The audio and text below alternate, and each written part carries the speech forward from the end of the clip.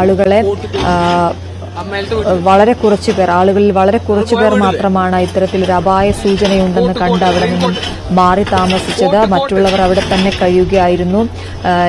തലേദിവസം 29-ാം തീയതി ഒരു വെള്ളം ഒഴുകി വരുന്ന സാഹചര്യമുണ്ടായിരുന്നു മലയുടെ മുകളിൽ നിന്നുമെന്ന് പ്രദേശവാസികൾ പറയുന്നു. ആ സമയത്ത് മാറി താമസിച്ചിരുന്നവരാണ് ഈ ദുരന്തത്തിൽ നിന്നും തലനാരിഴയ്ക്ക് രക്ഷപ്പെട്ടത്. അതേസമയം അത് അവഗണിച്ചുകൊണ്ട് അവിടെ താമസിച്ച ആളുകൾ ഒന്നടങ്കം ഒലിച്ചുപോയ അവസ്ഥയാണ്. അവരുടെ വീട് അടക്കം ഒലിച്ചുപോയ അവസ്ഥയാണ് അവിടെയുള്ളത്. ഇപ്പോൾ നമുക്ക് ദൃശ്യങ്ങളിൽ കാണുന്നത് ആ ദുരന്തബാധിത മേഖല. രാഹുൽ ഗാന്ധിയും പ്രിയങ്ക ഗാന്ധിയും സന്ദർശിക്കുന്നതിൻ്റെ ദൃശ്യങ്ങളാണ്. ബോബി ചെമ്മണ്ണൂരിനെ നമുക്ക് ദൃശ്യങ്ങളിൽ കാണാം.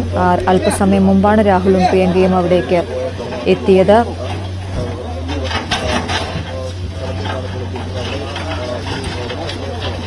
പ്രദേശവാസിയായ ഒരാൾ അദ്ദേഹത്തോട് സംസാരിക്കുന്നതിൻ്റെ ദൃശ്യങ്ങൾ നമുക്ക് കാണാം. കെ.സി. വേണുഗോപാൽ, ടി. സിദ്ദിഖ് അടക്കമുള്ളവർ നേതാക്കൾക്കൊപ്പമുണ്ട്.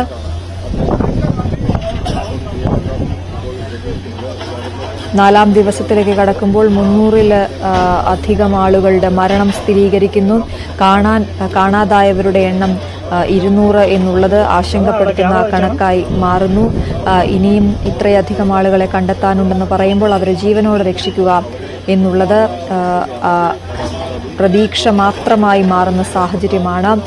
അതേസമയം പ്രതികൂലമായ സാഹചര്യം, കാലാവസ്ഥ വയനാടിനെ സംബന്ധിച്ചുണ്ട്. മഴ ഇന്നുച്ചയ്ക്കും അവിടെ മഴ പെയ്യുന്നുണ്ടായിരുന്നു. രക്ഷാപ്രവർത്തനം നടത്തുന്നതിനിടയിൽ മഴ പെയ്യുന്നുണ്ടായിരുന്നു. ചെളിയാണ് ഏറ്റവും വെല്ലുവിളി ഉയർത്തുന്നത്.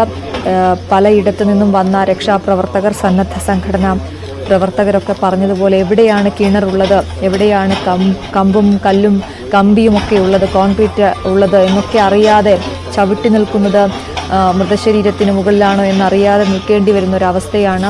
ദുർഗന്ധമുണ്ട് പലയിടത്തും. മനുഷ്യ ശരീരം മണ്ണോടലിയുമ്പോൾ ഉണ്ടാകുന്ന സ്വാഭാവികമായ ദുർഗന്ധം, അതൊക്കെ സഹിച്ചുകൊണ്ടാണ് രക്ഷാപ്രവർത്തന രംഗത്ത് സൈന്യം അടക്കമുള്ള ആളുകൾ, ഒപ്പം മറ്റ് രക്ഷാപ്രവർത്തകർ, സന്നദ്ധത അറിയിച്ചെത്തുന്ന വോളണ്ടിയർമാരൊക്കെ ഉള്ളത്.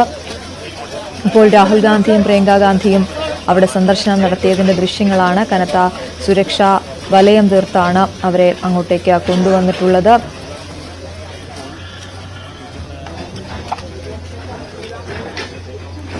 ഒരു വലിയ മേഖലയെ ബാധിച്ച വലിയ ആഴത്തിലുള്ള ഒരു അപകടം, ഒരു ദുരന്തം, അതിന് ആ ദുരന്തത്തിൽ നിന്നും രക്ഷപ്പെട്ടവരെ അവർക്കൊപ്പം നിൽക്കുക, അവരെ ചേർത്ത് പിടിക്കുക എന്നുള്ളതാണ് ഈ സമയത്ത് നമുക്ക് ചെയ്യാൻ കഴിയുക. ക്യാമ്പുകളിൽ കഴിയുന്നവർക്ക് ആവശ്യമായ സാധനങ്ങൾ എത്തിച്ചു നൽകുക, മുഖ്യമന്ത്രിയുടെ ദുരിതാശ്വാസ നിധിയിലേക്ക് കൂടുതൽ തുക നൽകിക്കൊണ്ട് അവർക്ക് സഹായം എത്തിക്കുക എന്നൊക്കെയുള്ള കാര്യങ്ങളാണ് ഇനി നമുക്ക് ചെയ്യാനുള്ളത്. ഒപ്പം ഏറ്റവും പ്രധാനമായി മുന്നിൽ നിൽക്കുന്നത് ഈ രക്ഷപ്പെട്ടവരുടെ പുനരധിവാസം തന്നെയാണ്. അത് എപ്പോൾ, എന്നത്തേക്ക് എന്നുള്ളതൊക്കെ ചോദ്യമായി നിൽക്കുന്നു.